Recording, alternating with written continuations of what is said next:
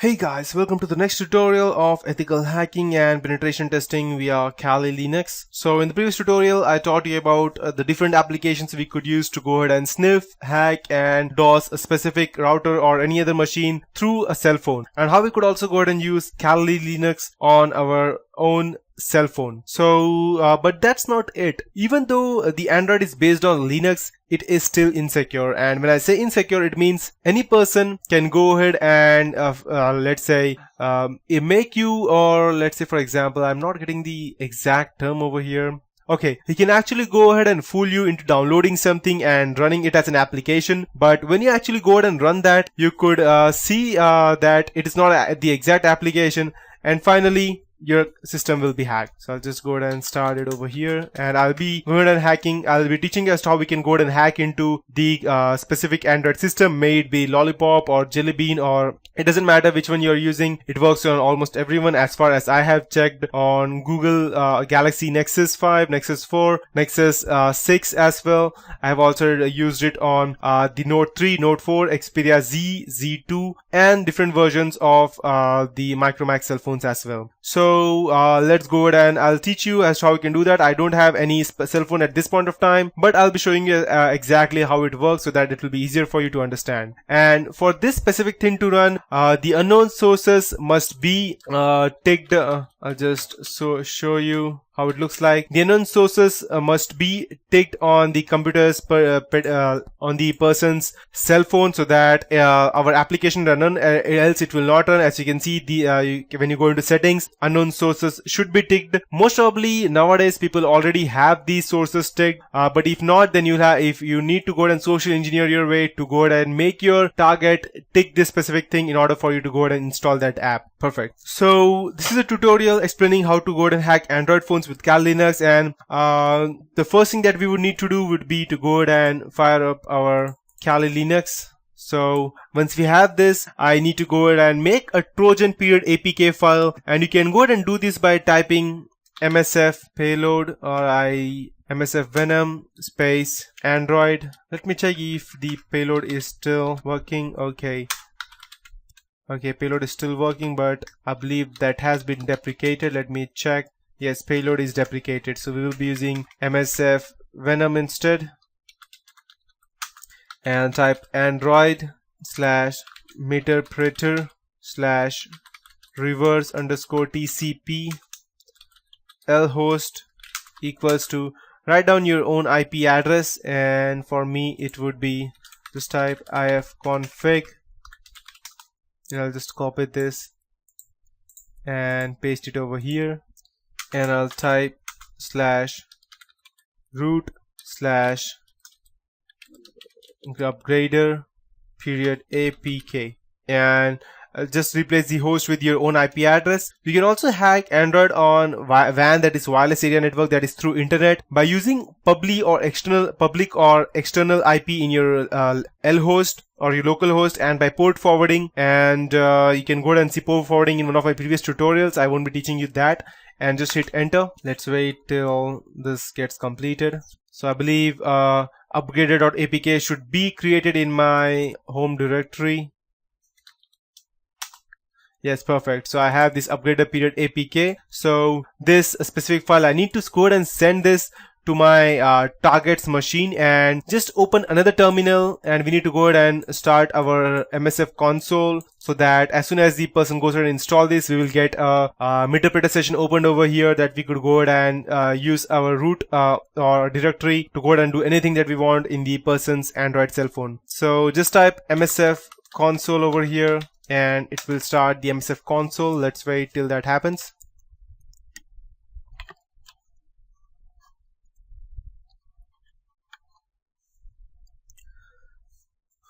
Okay, so we have our MSF console up and running, and now what we need to do is that we need to go ahead and set up a listener. So, and we need to go ahead and load the multi-handler exploit, so that as soon as the person starts, our listener will already be on, and we will already go ahead and get a reverse TCP connection over here. And as you see, if you see it properly over here, what I did was that I created a reverse TCP connection over here. So by doing that, whatever the person, okay, sorry, I think this upgrader has a problem. I'll just delete that and I'll create a new one because there was a spelling mistake. It should be reverse TCP. Perfect. Okay, as you can see, my new file has been created. I believe it's under construction. Yep, 0 bytes. Perfect. So I have this upgrader period APK that I need to send this to my target, and before I send it, I need to go ahead and set up the listener so that as soon as the person installs, I will have the listener ready to fire up. And so I could go ahead and do that by typing use exploit / multi / handler, and I'll hit enter.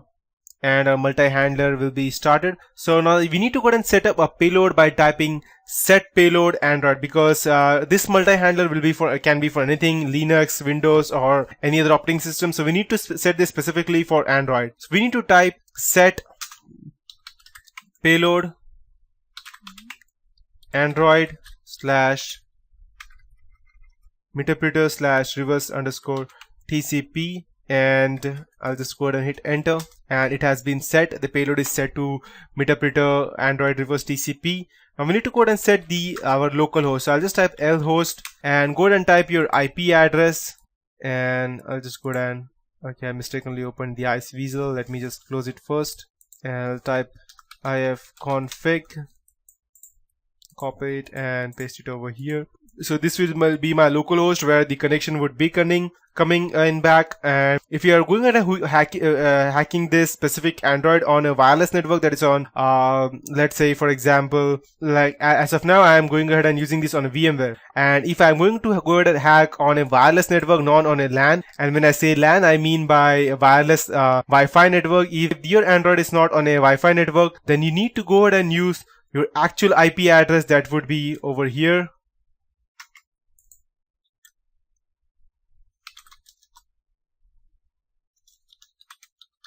Okay,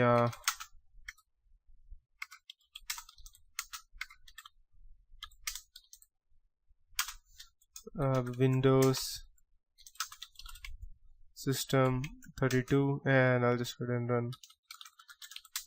Perfect. So this would be the IP address that I would be needing to set over here, and as of now I will be assuming that we are on a local area network, so I'm using the internal IP address. If you're not on local area network, and if you're on you hacking someone through internet, then you need to go ahead and use the IPv4 and then port forward your this specific thing to over here. And in order to port forward, you can go ahead and see whether it's selected. You can type